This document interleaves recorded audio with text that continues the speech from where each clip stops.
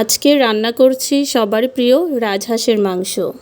এই মাংসের গ্রানে লুকিয়ে আছে গ্রামের শৈশব, নানুর বাড়ি, নানুর ঘর আর মায়ের হাতের সেই স্বাদ।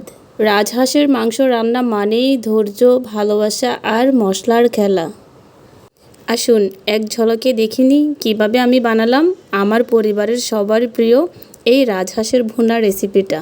এইখানে আমি অনেক কিউট একটা রাজহাঁস নিয়েছি। হাঁসটার ওজন ছিল 4.5 কেজি। হাঁসটাকে দেখে এত মায়া লাগতেছে, মন চাইতেছে না যে আমি হাঁসটাকে রান্না করি। খুব সুন্দর করে হাঁটতেছে হাঁসটা।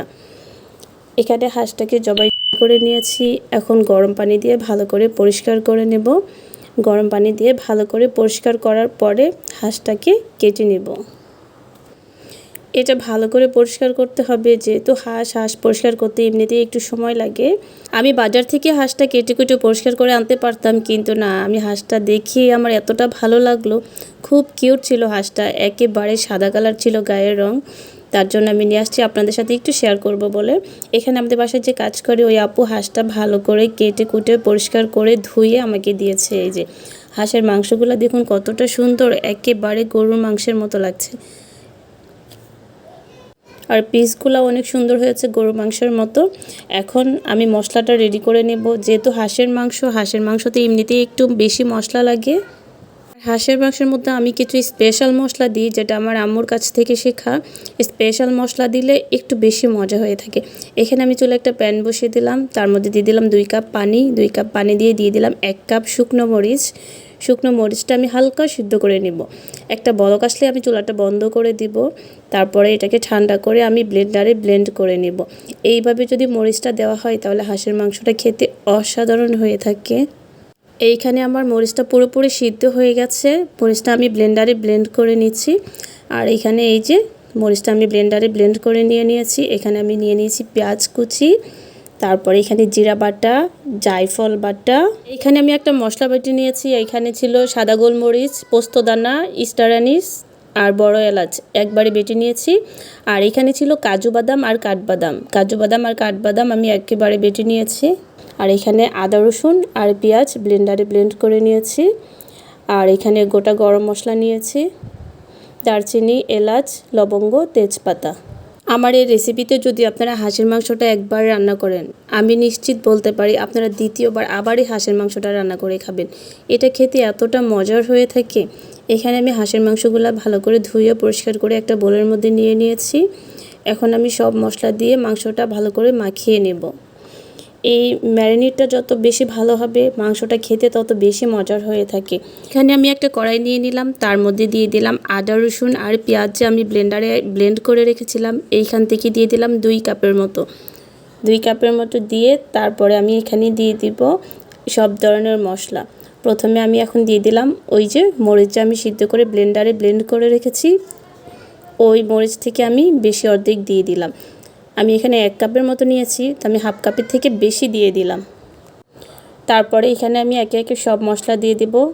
প্রথমে আমি দিয়ে দিব জিরা বাটাটা আমি 2 চামচের মতো দিয়ে দিলাম। 2 চামচের মতো দিয়ে দিলাম জিরা বাটা। তারপরে এখানে আমি দিয়ে দিব জায়ফল বাটাটা আমি 1 চামচের থেকে একটু বেশি দিয়ে দিব। যেহেতু আমি এখানে অন্য মশলা আরও দিব, তার জন্য জায়ফল বাটাটা বেশি দিতে হবে না, 1 চামচের মতো দিয়ে দিলাম। আর এখানে যে মশলাটা বেটে রেখেছিলাম ওইখান থেকে দিয়ে দিব আমি 2 চামচের মতো। এই মশলাটা দেওয়ার কারণে হাঁসের মাংসটা থেকে অনেক সুন্দর একটা ফ্লেভার আসবে। 2 চামচের মতো আমি দিয়ে দিলাম। বাটা মশলা দেওয়া শেষ, এখন দিয়ে দিব আমি গুঁড়ো মশলা। প্রথমে আমি দিয়ে দিব 2 চা চামচ ধনিয়া গুঁড়া, 3 চা চামচ দিয়ে দিলাম হলুদের গুঁড়া। এখন দিয়ে দিব লবণটা আমি 2 টেবিল চামচের মতো দিয়ে দিচ্ছি। পরবর্তীতে লাগলে আবার দিয়ে দিব। 2 টেবিল চামচ আমি দিয়ে দিলাম লবণ। তারপরে এখানে আমি হাত দিয়ে ভালো করে মেখে নিব। মশলাটা যত ভালো করে মাখানো হবে তত টেস্টটা ভালো আসবে।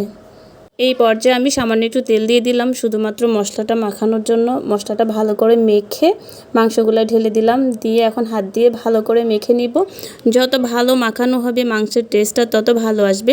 আমি এভাবে মেখে ম্যারিনেট করে রেখে দিব আধা ঘন্টা পরে আমি মাংসটা আবার বোলের মধ্যে ঢেলে নিচ্ছি। যেহেতু আমি কড়াইতে রান্না করব তাই আমি বোলের মধ্যে ঢেলে নিচ্ছি। আমি এখনও রান্না করিনি, শুধুমাত্র ম্যারিনেট করেছি। তার থেকে এত সুন্দর একটা স্মেল আসতেছে, আমার তো এখনই খেতে ইচ্ছা করছে। আর হাঁসের মাংসটা আমার এমনিতেই খুব পছন্দ, আমি মাঝে মাঝে রান্না করি। আমাদের ঘরে সবাই পছন্দ করে, আমরা খুব মজা করে খাই। আর আমি এইভাবে যে রান্না করি এটা একেবারে স্পেশাল হয়ে থাকে, খুব মজা হয় এভাবে রান্না করলে। আমি নিশ্চিত বলতে পারি আপনারা যদি এইভাবে রান্না করে একবার ট্রাই করেন, দ্বিতীয়বার আবার খেতে চাইবেন, এতটা মজার হয়ে থাকে। আর এইভাবে হাঁসের মাংসটা রান্না করার পরে আমার তো এখন হাঁসের মাংসটা অনেক প্রিয় হয়ে গেছে, আমি প্রায় সময় রান্না করি। এখানে চুলে আমি একটা কড়াই বসিয়ে দিলাম, তারপরে দিয়ে দিলাম এখানে আমি 2 কাপের মতো তেল। আজকে আমি সয়াবিন তেল দিয়ে রান্না করছি, কিন্তু সরিষার তেল দিয়ে রান্না করলে আরও ভালো টেস্ট আসে। তারপরে তেলটা গরম হওয়ার পরে এখানে দিয়ে দিলাম গোটা গরম মশলা, দারচিনি, এলাচ, লবঙ্গ, তারপরে দিয়ে দিলাম এখন তেজপাতা। এখন মশলাটা হালকা একটু ভেজে ব্রাউন কালার করে নেব। মশলা থেকে যখন একটা ফ্লেভার আসবে তারপরে এখানে আমি দিয়ে দিব পেঁয়াজ কুচি। এখানে আমি প্রায় 3 কাপের মতো পেঁয়াজ কুচি দিয়ে দিয়েছি। পেঁয়াজ কুচিটা গোল্ডেন ব্রাউন করে ভেজে তারপরে এখানে আমি ম্যারিনেট করা মাংসগুলো দিয়ে দিব। মাংসগুলো দিয়ে ভালো করে নেড়ে মিশিয়ে নেব। এই কষানোটা যত ভালো হবে, মেশানোটা যত ভালো হবে, রান্নার টেস্টটা তত ভালো আসবে। এখানে আমি যে বাদাম বাটা রেখেছি, 10 মিনিট পরে আমি বাদাম বাটাটা দিয়ে দিচ্ছি। বাদাম বাটাটা দিয়ে ভালো করে নেড়ে চেড়ে মিশিয়ে নেব।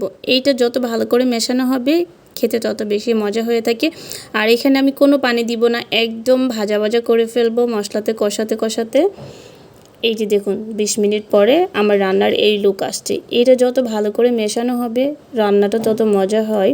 এই রাজহাঁসের মাংসটা শুধু খাওয়ার জন্য না, হৃদয়ে রেখে দেওয়ার মতো একটা স্মৃতি। এতটা মজার হয়ে থাকে এই রাজহাঁসটা, আমি যতজনকে রান্না করে খাইয়েছি সবাই আমার কাছে দ্বিতীয়বার খেতে চেয়েছে। একবার খেলে বুঝবেন রাজহাঁসের স্বাদটা কতটা গভীর হতে পারে। এইভাবে ভালো করে নাড়তে নাড়তে একেবারে ভাজা ভাজা করে ফেলবো। আমি এখনও পর্যন্ত কোনো পানি দিইনি, আমি 50 মিনিট পর্যন্ত শুধুমাত্র তেলের মধ্যে ভাজা ভাজা করেছি। এখন আমি সামান্য কিছু গরম পানি দিয়ে দিব, প্রায় 3 কাপের মতো আমি গরম পানি দিয়ে দিয়েছি। এই পানির মধ্যে আমি সম্পূর্ণ রান্নাটা করব, যেহেতু আমার কষানোতে আমি মাংসটা অনেকটা সিদ্ধ করে ফেলেছি, বেশি পানি দেওয়ার কোনো প্রয়োজন নেই। আমি যেভাবে যতগুলো মশলা দিয়েছি, জায়ফল জয়ত্রীর কারণে কিন্তু মাংসটা তাড়াতাড়ি সিদ্ধ হয়ে গেছে। এইখানে আর অতিরিক্ত কিছু দেওয়ার কোনো প্রয়োজন নাই, এমনিতেই সিদ্ধ হয়ে যাবে। অনেকে হাঁসের মাংসতে পেঁপে বাটা দেয় সিদ্ধ করার জন্য, আপনারা শুধু জায়ফল একটু ব্যবহার করবেন, তাহলে দেখবেন মাংসটা খুব তাড়াতাড়ি সিদ্ধ হয়ে যাবে। এখন আমি রান্না করব আরও 40 মিনিট। 40 মিনিট পর ফিরে আসছি। 40 মিনিট পরে আমার মাংসর এই লুক আসছে, আমার রান্নাটা প্রায় কমপ্লিট হয়ে আসছে। আমি আরও কিছুক্ষণ রান্না করব, পানিটা আরেকটু শুকানোর জন্য। আর একটু ভাজা ভাজা হলে খেতে মজা হয়। হাঁসের মাংস এমনিতে আমি বেশি পানি রাখি না, যত ভাজা ভাজা হয় খেতে তত মজা হয়ে থাকে। এইভাবে আপনারা একবার ট্রাই করবেন, আমি আপনাদেরকে বলছি আপনাদের অবশ্যই ভালো লাগবে। আমার আজকের এই রেসিপিটা যদি ভালো লেগে থাকে অবশ্যই ফ্রেন্ডদের সাথে শেয়ার করবেন। আর যারা আমার ইউটিউব চ্যানেল থেকে দেখছেন অবশ্যই সাবস্ক্রাইব করবেন। আমার রান্নাটা পুরোপুরি কমপ্লিট। এই যে আমার রান্নার ফাইনাল লুক, আমার হাঁসের মাংসটা একেবারে কমপ্লিট খাওয়ার জন্য। এইটা আপনি সাদা ভাত, পোলাও, লুচি, পরোটা সব কিছুর সাথেই খেতে পারেন, সব কিছুর সাথেই খুবই মজা লাগে। আজকের ভিডিওটা এখানেই শেষ করলাম। আল্লাহ হাফিজ।